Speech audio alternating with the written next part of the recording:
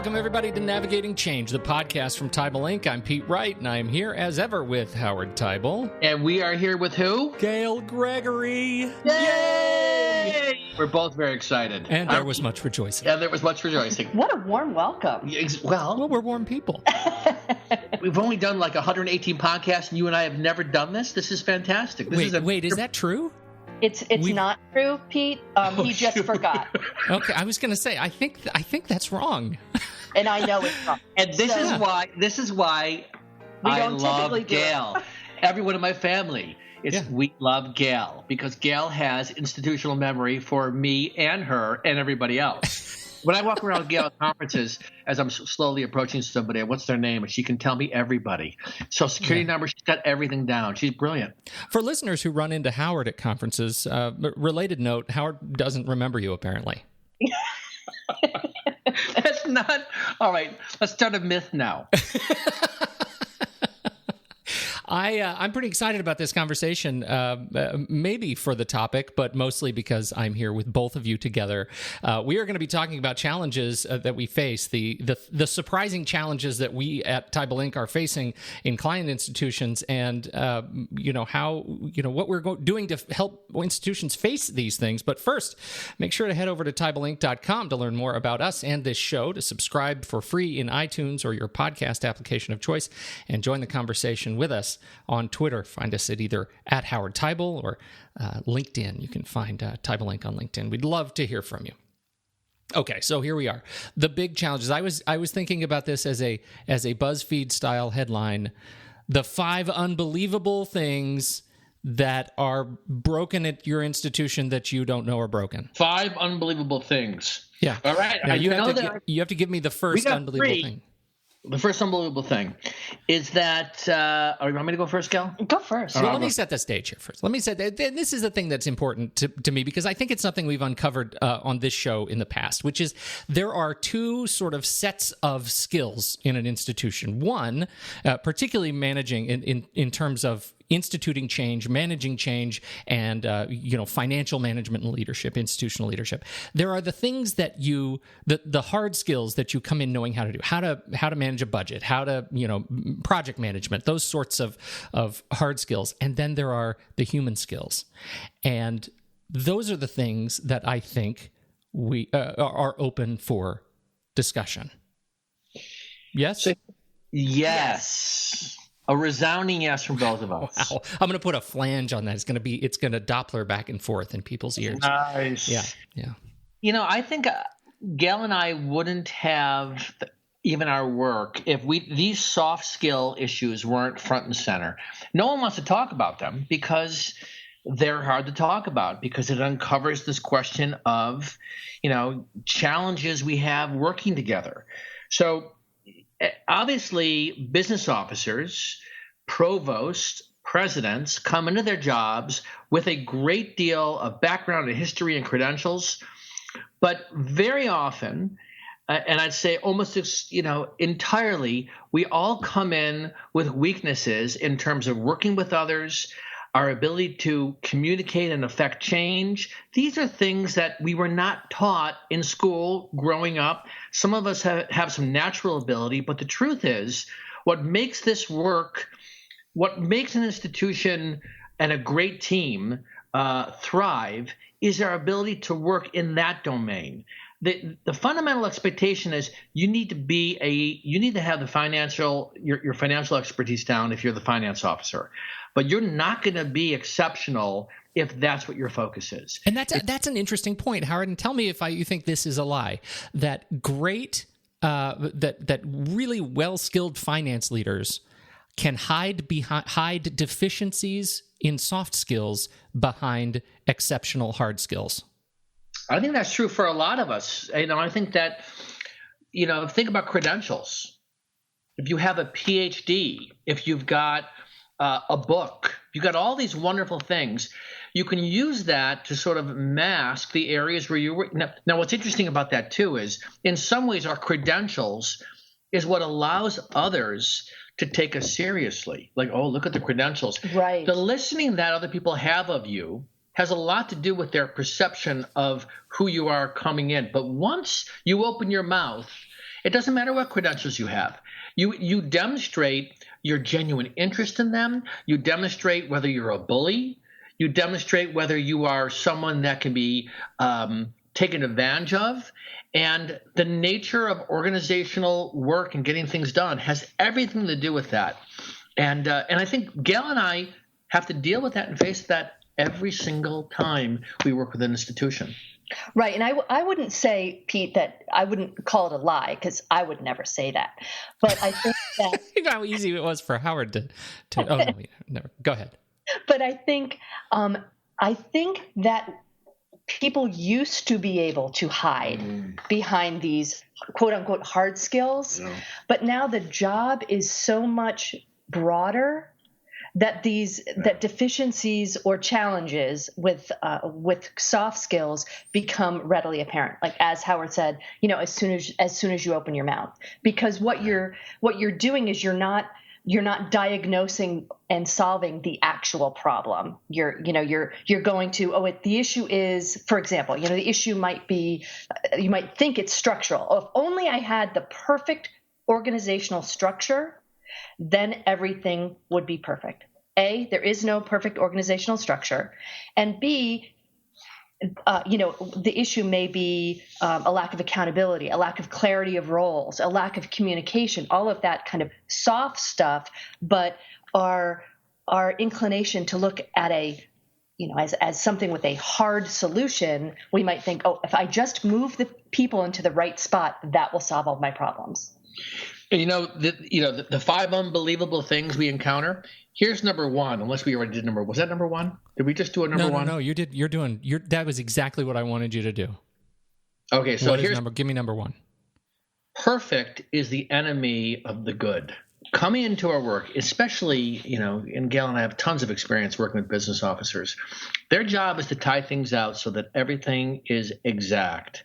And when you put in the dynamic of, we want to look at strategy, we want to look at moving an initiative forward, there is so much ambiguity in getting groups of people to work together, and people that are attached to, we've got to get it perfect, or we have to know everything we need to know before we move forward. This is a challenge for us, and even in our own work, that we have to work in just like institutions have to move forward with initiatives, we have to move forward with initiatives, knowing that we have incomplete information, but we're still going to make progress. And it's a muscle that I think that Gail and I are always supporting each other in having it be okay that we don't have all the answers. You agree with that? Right. I feel like that's one of the things that we'll never get there entirely. I mean, as a matter of fact, because it's always a surprise. It's almost annoying that we don't have all the information we need so we can make. I mean, sometimes you get annoyed about this with me, don't you? I never get annoyed with you. So good. You should see when she's on podcast mode, she's brilliant. She's going to say all the right things. I'm going to be like what's the dynamic of the comedian and the straight person? I'm not sure. We're trying to figure out who's who here. No, we're not. Okay. Especially in this conversation, because I know where this is going to go. So, but do you understand what I'm saying, Gail, about this need that we all have to know what we need to do before we start doing it? Absolutely. And I agree with you. It is a muscle that we have to flex. And and how many times we heard from clients or potential clients, we can't do this until X, Y, Z. It's like all the ducks need to line up, and it's just not going to happen. Right. So there's one thing. They're not ducks; they're cats. They got to herd them. Right. Wasn't that good? Yeah. Did I pick up on that? You did. They do have to herd their cats as opposed to ducks lining them up. Yeah. Ooh, isn't that good? That's really good. Might be a book title in there somewhere. You've seen the commercial? I'm going to put it in the show notes. The herding cats commercial. You can show it. You can put it in the show notes. It's going to be the most brilliant thing you've seen today, I guarantee you. I'm going to give you 5 Pete points if you can tell me who actually said perfect is the enemy of good first. Either of you? This is germane. If I could Google as fast as you, I would know that too. Do you know what? I actually already knew this because I've had to Google it for a podcast in the past. Was it Collins? Oh, no. You're going to need to go back. And I mean way back. Wait, Abraham. All right. Well, it's Voltaire. Oh, okay. 1770. And he didn't say that exactly. He said something different. Well, he said it in Italian. No, that's not what I meant. Someone just told me this. It's so funny, and it wasn't you. And they told me that is not the exact quote. It became perfect as the enemy of good. Yeah. But the longer quote associated with that. But I think it's very apropos today. It is apropos today because it gets back to this issue that it's a philosophical problem. There's no one right answer. We have to just get out of the thing in which we are stuck in, the paralysis of not having enough information. I think that's a really good lesson. You know, what I think about, Pete, is that there are a couple of bad choices you'll make, and there are a number of good choices you can make. And then when you finally decide of the grouping, it's really about getting consensus from your team. Which one do we feel most comfortable and confident is the right way to go? Because you will always have another alternative somebody's going to come up with, and that's going to be equally a good choice. And that's why it's important to have good leadership. You know, that's what comes back to me, you know, when I think about sort of point number 2 here, is the importance of leadership stepping in some ways to break ties. You know, that's the thing that I see missing in teams, where the leader doesn't come in after being very collaborative and say, all right, I heard everybody's point of view. This is what we're doing. I know, you know, you want to do this, you want to do this. I'm the leader. This is what we're doing. And when that's absent from a team is rudderless. Yes. And that's a problem. So, you know, for anybody listening to the show, you are either that person whose job it is to find the right balance of being collaborative and also stepping at the right time, or you're an influencer of somebody who you may need to point this out, which leads us to our third point. Well, now, I'm going to get back to the second point. It's just there's this whole other angle, which is, you know, how do you coach those to have those difficult conversations or learn those difficult lessons in the face of a team that just needs direction? Gail's really good at this. Yes, I know. No, she really is, because she does that with me. Exactly. I'm a recipient of Gail's support in that area. Well, I think you hit the nail on the head, Pete, with this ability to have difficult conversations. And that's another thing that Howard and I have talked about, is the challenge that people have with really being direct and having those difficult conversations. One of the things that I love about higher ed is how nice everybody is. I love that. I mean, you know, who doesn't want to be around nice people? I say yes, I want to be around nice people. But that doesn't mean you can't have difficult and direct conversations, and encourage conflict. There's also that feeling that conflict is bad. It's not. That's where you can get great ideas and avoid that groupthink. Yes. Groupthink. That leads us into point number 3, Howard. So this article came out July 10th, the Wall Street Journal, by Rich Carlgard and Michelle Malone on building a winning political team. But if you take political out, there's a section in here on recruiting for compatibility. And the point here in this article is that we need to recruit for diversity.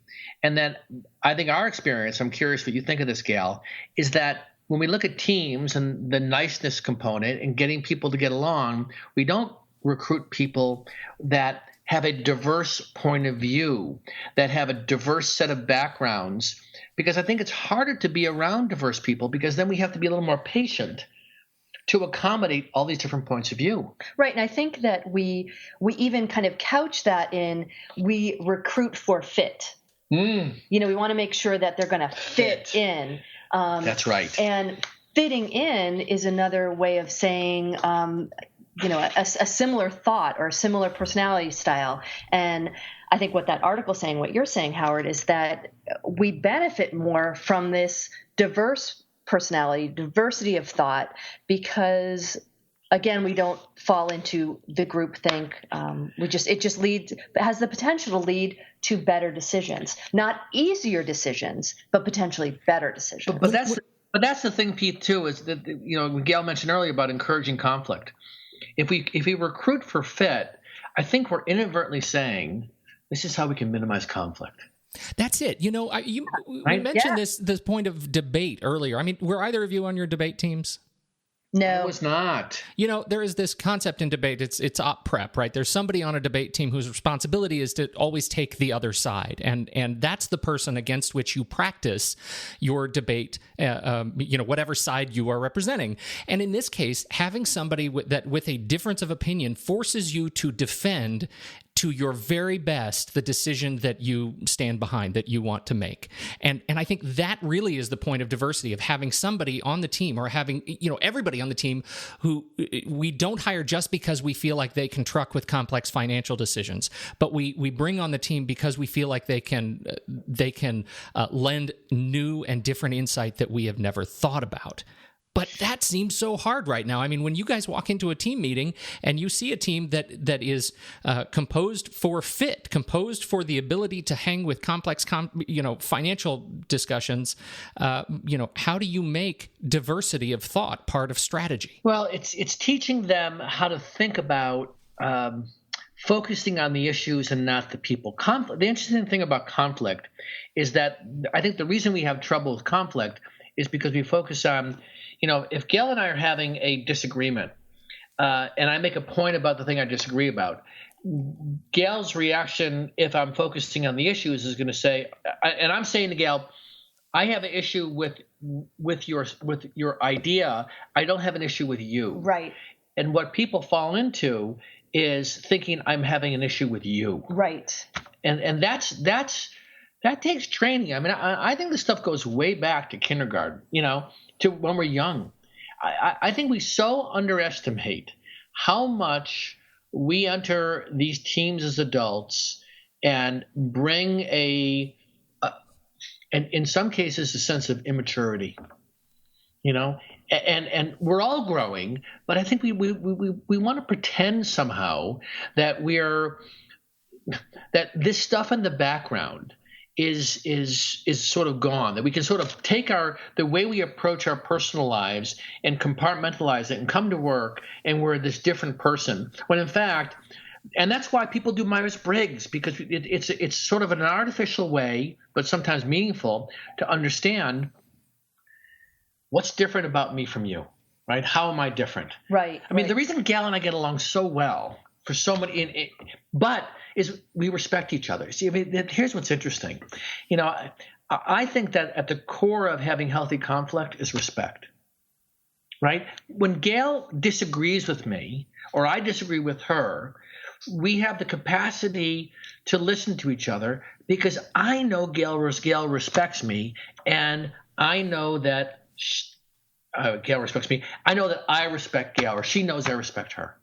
And now I'm speaking for her right now. You should see right now. She's like, that is so not true. You cannot be saying that. Don't even go there, Pete. This is the best radio drama I have ever been a part of. But it's also we do respect each other, and it's also about trust. I think that the first thing is about trust, because trust says, when we're having a disagreement, it's not about you, it's not about me, it's about the issue. Yeah. But I also wanted to go back to what you were saying in terms of the things we bring with us from our personal life or from our childhood. There's also that, and I know I bring this, is this need to accomplish things, this need to cross things off our list. So if we're trying to make a decision, we're trying, many times what we're trying to do is, this is taking too long. And it's like, the point is to make a decision, not necessarily to make a good decision. Because we've made a decision, then we can cross off our list and we can move forward with our project plan, as opposed to taking the time necessary to say, is this even the right question? Never mind the right decision, is it the right question? Yeah. And I think that flies in the face of a lot of what we've been taught, which is about, you have to keep moving forward. The pace is so quick. We have to accomplish things. And then you bring multiple people to the equation. See, it's one thing for Gail and I to work together. And there's remember the kid in the classroom who always asks the questions? Oh, yes. And Didn't everybody hate that kid? Yeah, because he always asked the questions like before the end of the day or recess or lunch. Oh, I know why people didn't like me when I grew up. I wasn't that kid. I wasn't the apple kid either, but I'm the apple. I don't even know what I was. I mean, there was probably these different categories of kids. This will get too personal if we try and go there, right? We don't want to go there. I think what Gail is bringing up right now is it goes back to your first point, Howard. The perfect is the enemy of good. As often attributed to Voltaire. It becomes a decision or good is the enemy of decision. Right? Yes. We don't want to minimize our drive to make smart decisions by just making any decision. So here's the fifth one. Because I'm assuming we did 4, and they're sort of buried in there somewhere, right? Oh, definitely. We'll be able to number that in post. When I think about the work that our team gets engaged in, more and more in terms of this question around the business model of higher education, is getting senior teams to be better strategic thinkers and being willing to step back from the mechanics of their work. There is, and this is a discipline that their leaders, in this case either the chancellor or the president, needs to set a very clear expectation. Your job is not to do, your job is to oversee. And that is a hard thing. One, if you don't have the right people below you to do the work. Also, if you're not a good delegator, if you like doing it yourself and you don't like giving things away, or if you don't like to mentor, this can be hard. But I'll tell you, being a strategic thinker and getting a team to think, to have like an hour strategic conversation is I think the work that needs to be happening more and more, and that we're more and more involved in. I think this is the one thing that we're going to be doing a lot more work on this year, is helping senior teams step back and really come up with more concise, living documents that represent the strategic direction they want to go. And I think that to the extent, and we're working with school right now that's going to come up with a strategic plan that they want to execute starting now. They want to start working on it now, and they're going to have this thing live in February. Most schools would say that's not enough time. I'm telling you that because of the nature of this leader's focus, they're going to be able to move a lot quicker because they're not saying we need a full year to come up with a strategy. It doesn't take a full year to come up with a strategy. The year concept is very much about we don't want to iterate. This guy knows this is about iterating, putting something on the table, and then running with it. And that's an area where Gail and I have worked a lot in the last couple of years, is helping teams going, all right, come up with 3 strategic themes, and what are the goals associated with those? And that I think is going to be what teams at the senior level need to be spending more time as a group, stepping back from the day-to-day operations or their update meetings and having those kinds of dialogues. Go ahead. There's an interesting, just an observation, if there's any refrain that you and I have talked about over the years of doing this show, Howard, it's this idea of becoming exceptional, of speaking truth to power. And I think if there's any, observation I have in these collected 5 insights, it's that as a leader, you also almost have to condition yourself to be the kind of leader comfortable having the truth spoken to you. And that's the sort of the corollary skill.